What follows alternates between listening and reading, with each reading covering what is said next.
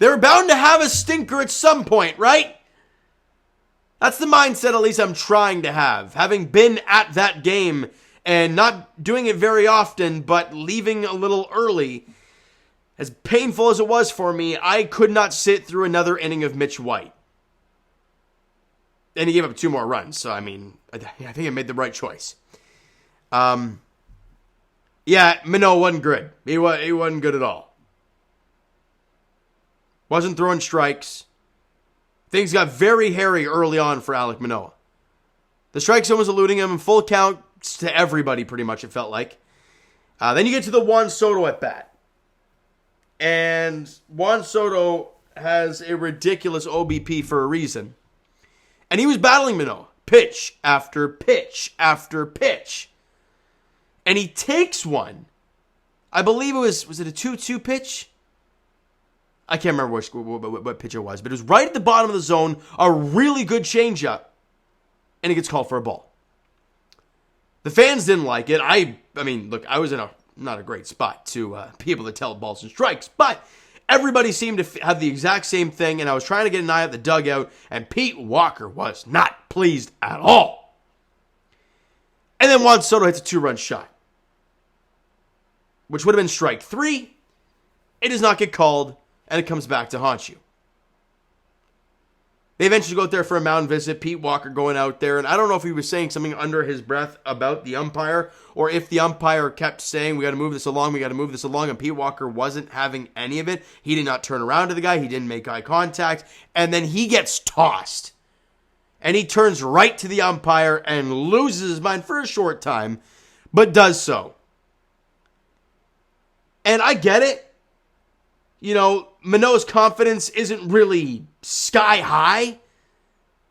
And if you're going to get squeezed like that against a really good lineup, it's going to hurt you. I get that.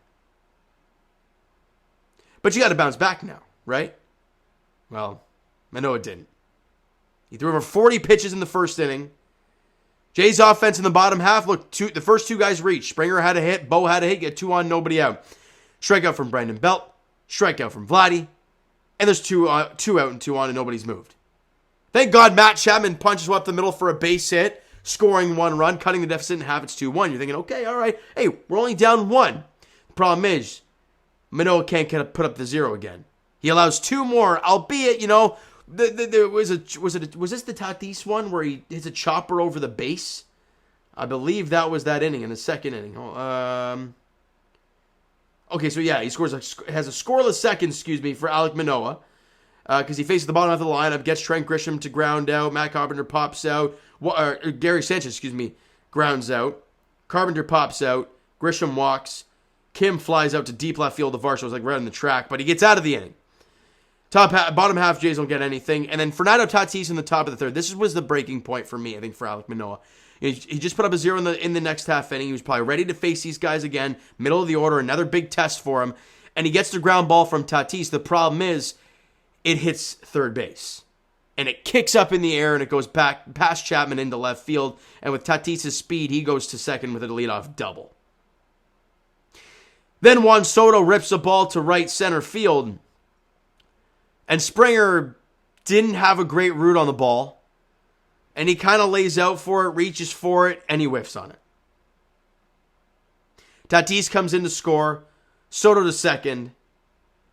And just like that, they have a 3. They got that 1 run right back. It's now 3-1, and Juan Soto's at second. Then he walks Manny Machado. Xander Bogaerts flies out to Kevin Kiermaier in center field, and Juan Soto moves up. And then another sac fly scores Juan Soto, and just like that, it's now 4-1. And for me, that was the breaking point, because you had the out at third with Chapman. He would have had Tatis. Knowing Tatis, he probably would have been out with the speed. He's pretty quick, but knowing Chapman, his inner body clock is insane at getting guys thrown out at third no matter what. So I would trust that. The other one, George Springer wanted to have that back, because after the fly out that, who was it that hit to him next? I think it might have been the next inning, or was it another ball, I think it was in the next half inning. I'm trying to find that one here. Yeah, the Ha-Seong Kim Kim lines out to right field in the next inning in the fourth to George Springer. He was swearing after that catch because he thought back to that next half inning, the previous inning, and he's like, I should have had that one. That one I should have had. And it would have been very important, right? Because Tatis wouldn't have moved to third on the play, and you would have had one out, and Soto would have been out on the play. So it would have done a lot different. Catch wasn't made. It's now 4-1. And the wheels just continue to fall off for Alek Manoah. Can't find the strike zone. He wasn't very good. I'm not trying to sugarcoat it for him. He wasn't very good. 3 innings, 3 hits allowed, 4 runs, all were earned. Did not strike a single guy out, and you walked 5. It's just not good enough. It really isn't. I don't care how good that lineup is. When you go 3 innings and don't get a single K and you walk 5, it's not good. Now, not like your offense was anything great. Every time you had some sort of mini rally, it ended, first and second, nobody out, ended in strikeout and double play. But in the end, your team was out of it. It felt like mentally, after that 5th inning.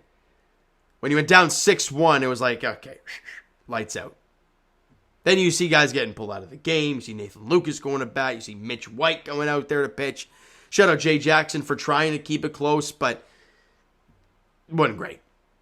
Bo Bichette's the only guy with a multi-hit game, as per usual, 2 for 4 for him. But your 3-4 guys, Brandon Belt and Vladimir Guerrero Jr., combined 0 for 8 with 4 strikeouts. It's not good. I don't care how good Joe Musgrove is, and he is absolutely phenomenal. And shout out to Padre fans. If you're this deep in the video, I applaud you. I got a little soft spot for San Diego because last year I had never taken a trip without my family and whatnot until last year, where I went to Los Angeles and took a trip down to San Diego and watched the Padres. And I was able to see the Padres last year walk off the Marlins with Jorge Alfaro hitting the solo shot. Or was it a 2-run shot or solo shot? To dead center field. I think it was a 2-run shot because I think we were losing that game. And he hit the 2-run shot to walk it off. Padre fans who were hardcore would remember that game from last season. I was there. So I have that little soft spot. Plus I have a Tatis Jr. jersey as well because kid's a stud. So that's all there is to it that I got there. I wanted to put that out there as well, of course. But offensively for the Blue Jays, 6 hits total, 10 Ks, walked 3. Not good enough.